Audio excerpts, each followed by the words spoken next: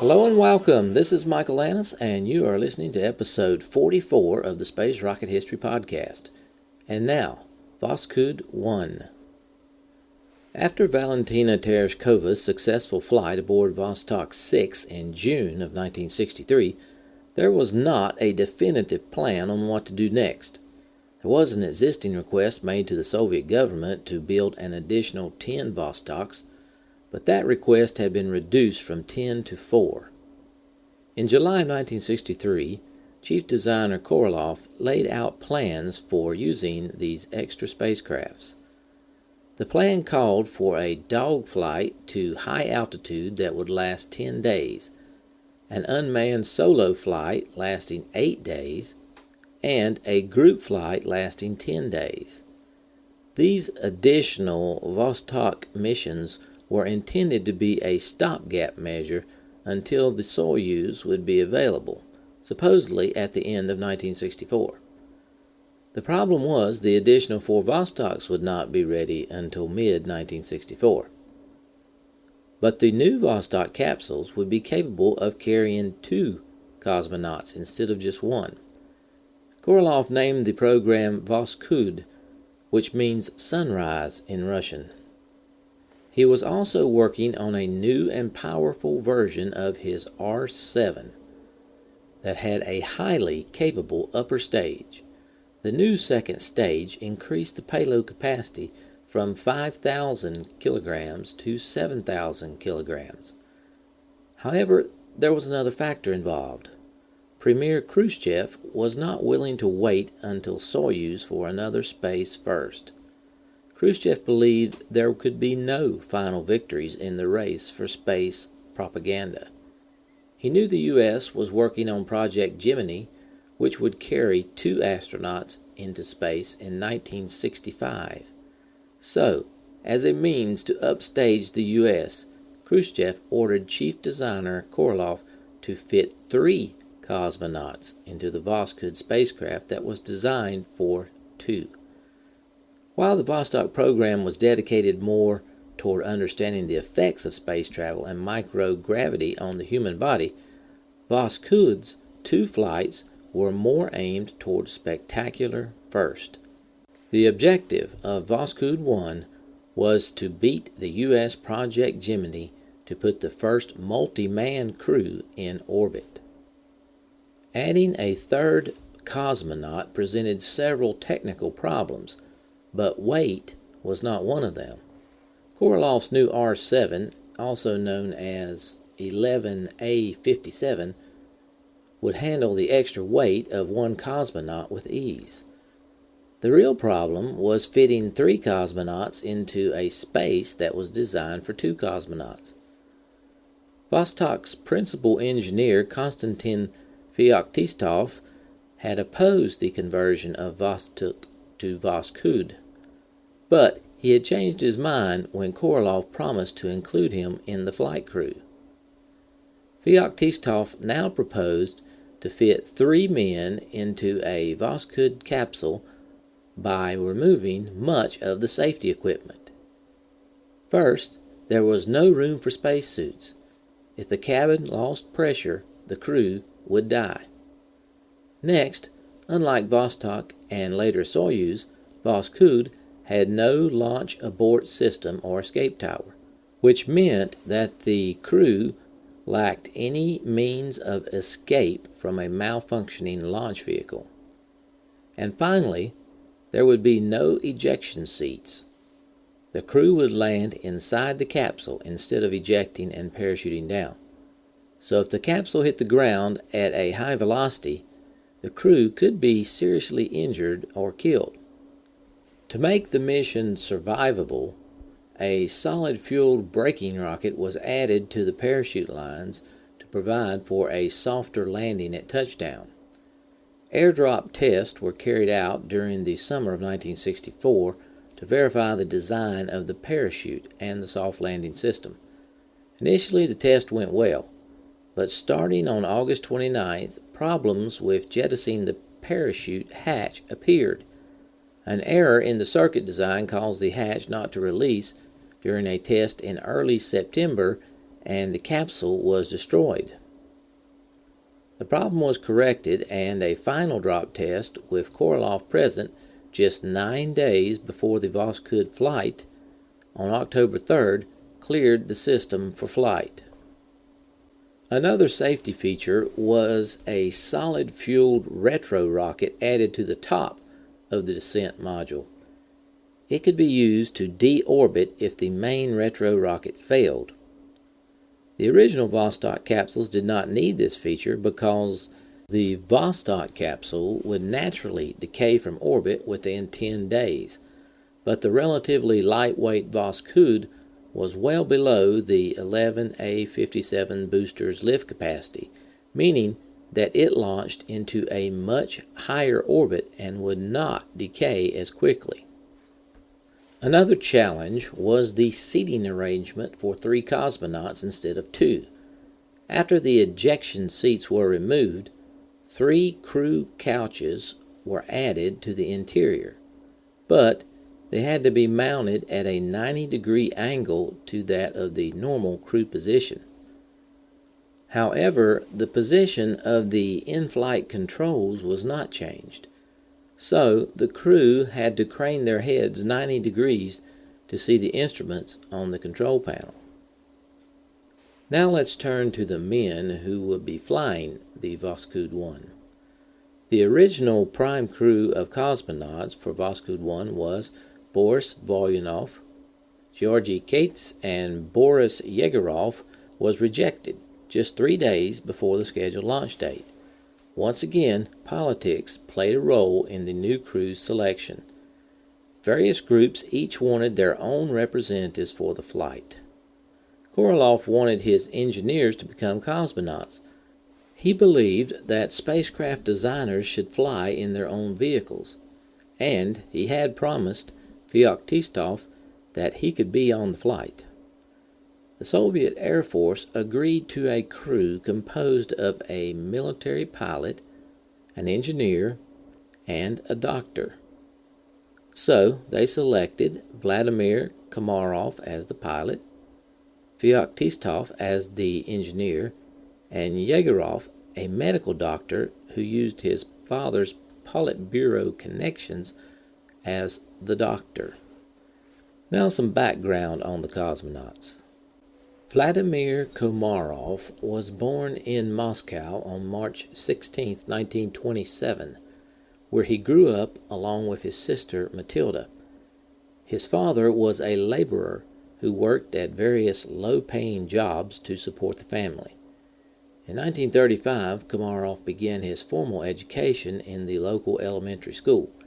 At school he got good marks and was fond of mathematics, but despised writing compositions. In 1941, when World War II broke out, Kamarov was in a village where he usually spent summers. He earned his living there working on a collective farm until 1942, when at the age of 15 he entered the 1st Moscow Special Air Force School to pursue his dream of becoming an aviator. In the Air Force School, he studied geometry, zoology, a foreign language, physics, and of course the fundamentals of flying. In 1945, Kamarov graduated with honors. Graduation day coincided with Victory in Europe Day. His mother told him, "The war is over, son. Perhaps you don't have to fly anymore." But Kamarov was already hooked on flying, and he wanted to be a test pilot. In 1946, Kamarov completed his first year of training at Chkalov Higher Air Force School in Borysk-Oglabysk in Voronezh Oblast. He then completed his training at the A.K. Serov Military Aviation College in Batatsk. In 1949, he received his pilot's wings and a commission as a lieutenant in the Soviet Air Force. He was now a fighter pilot, but he kept on studying. He was set on being a test pilot, and that required knowledge of engineering. Kamarov married in October 1950. He was promoted to senior lieutenant in 1952 and he was later assigned as the chief pilot of the 486th Regiment of the 279th Fighter Air Division in Pyrik-Akpate region. Kamarov continued to fly in that position until 1954, and then he enrolled in an engineering course at the Zhukovsky Air Force Engineering Academy. In 1959, Kamarov was promoted to the rank of Senior Engineer Lieutenant. Later that year, he achieved his goal of becoming a test pilot at the Central Scientific Research Institute at Chkalovsky. In September of 1959, Kamarov was promoted to Engineer Captain and invited to participate in the selection process for cosmonaut candidates, along with approximately 3,000 other pilots. He spent the next 3 weeks undergoing rigid medical checkups. The slightest flaw in his health was reason enough to be taken off the list, but he was accepted as one of only 20 candidates for Air Force Group 1. He began his training with fellow students Gagarin, Titov, Popovich, and Bykovsky. Although eminently qualified, Kamarov was not chosen in the top 6 candidates because he did not meet the age, height, and weight restrictions specified by Chief Designer Korolev. If the criteria had been different, Kamarov, who was very intelligent, would have been in the Vanguard 6. Shortly after beginning his training, Kamarov was hospitalized for a minor operation in May 1960. This delayed his cosmonaut physical training for 5 months. After that time, he resumed training and was scheduled as a backup for Popovich. However, during a regular workout in the centrifuge, the doctors detected an irregularity in his cardiogram. Ordinarily, this disturbance of the heartbeat has practically no ill effects, but to a cosmonaut it meant the end of his career. Kamarov was removed from cosmonaut training. But he was determined to fly in space. He proceeded to prove that he was physically fit. After another rigid medical examination, he was pronounced fit, except for the slight irregularity with his heartbeat, and the doctors refused to clear him for flight. So Kamarov appealed first to one, then to another top scientist. The command held a top-level council, and the decision was made that Kamarov could be sent into space. By July 1964, only 7 cosmonauts remained eligible for the Voskhod crew, after some of them had been disqualified on medical grounds. On July 6th, Kamarov was named as the commander of the backup crew for Voskhod-1. After much heated debate over several months about the selection of the crew between Nikolai Kamanin and Sergei Korolev, Kamarov was named as the prime crew commander on October 4, 1964, by the State Commission, just 8 days before its scheduled launch. The next crew member, the doctor, Boris Yegorov, was born November 26, 1937, in Moscow. Yegorov's father was a prominent heart surgeon and his mother an ophthalmologist. From an early age, Yegorov was interested in the sciences for a utilitarian purpose. His bedroom was cluttered with push buttons and levers. He could switch on the lights and the radio from his bed. The drawers of his desk opened and closed by themselves. As a teenager, Yegorov even constructed his own television set.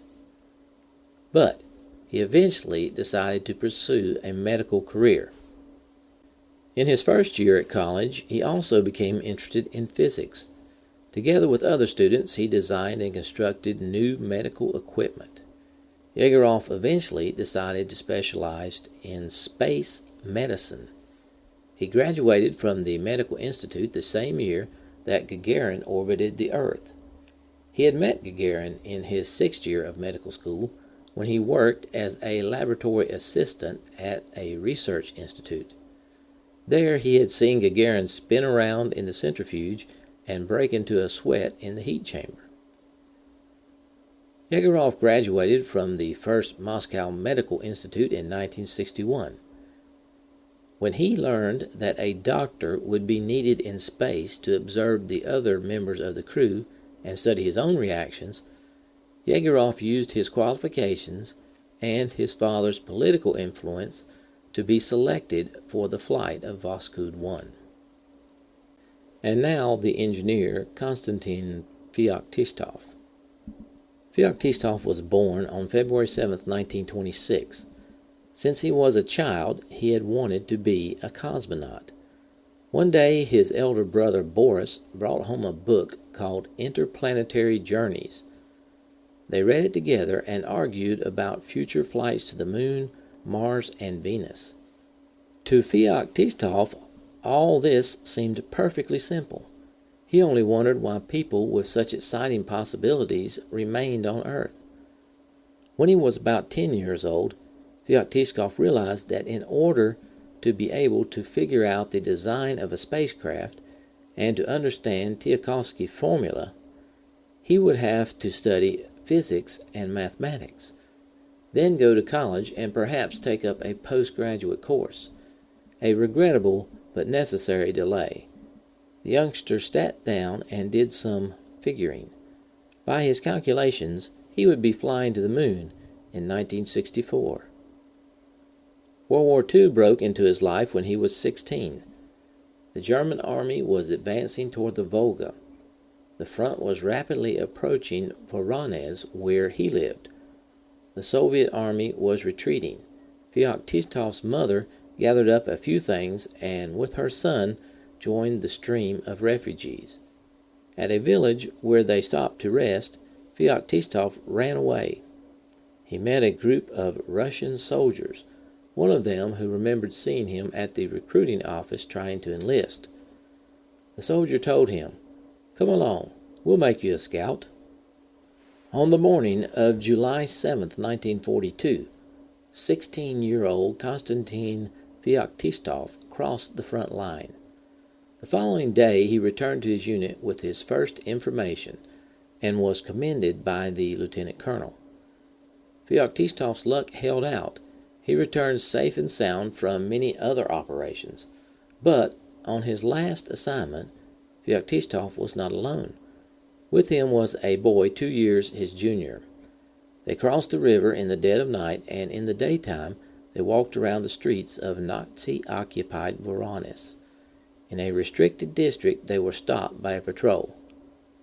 For a long time they were marched through the city and then ordered to stop near a pit. Someone fired. Feoktistov felt a sharp pain in his chin.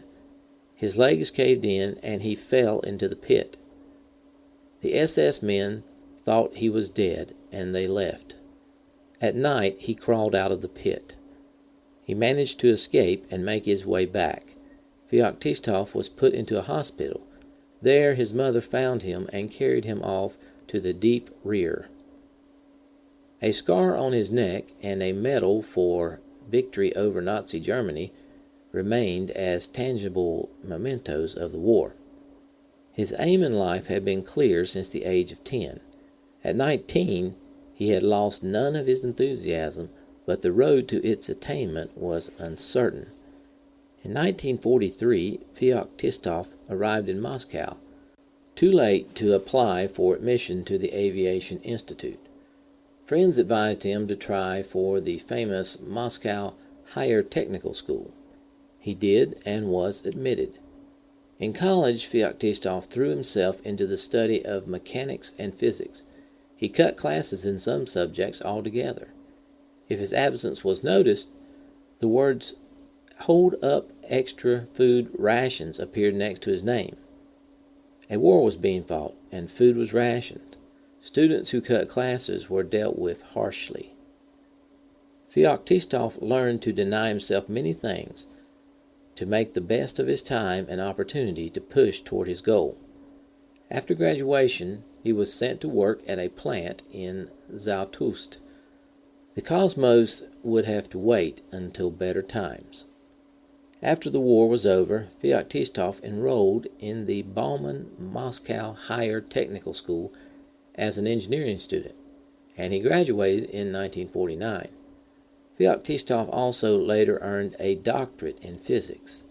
He joined the OKB, and in 1955, he formed part of the team that went on to design the Sputnik satellites, the Vostok spacecraft, and the Voskhod spacecraft. In 1961, preparations were underway for the first manned space flight. Feoktistov presented himself as a candidate. However, Chief Designer Korolev turned down his offer. Feoktistov repeated his request before every new flight until his perseverance was rewarded. In 1964, the engineer was selected for the crew of Voskhod-1. But to Feoktistov, the Voskhod flight was only a prelude to his lunar flight.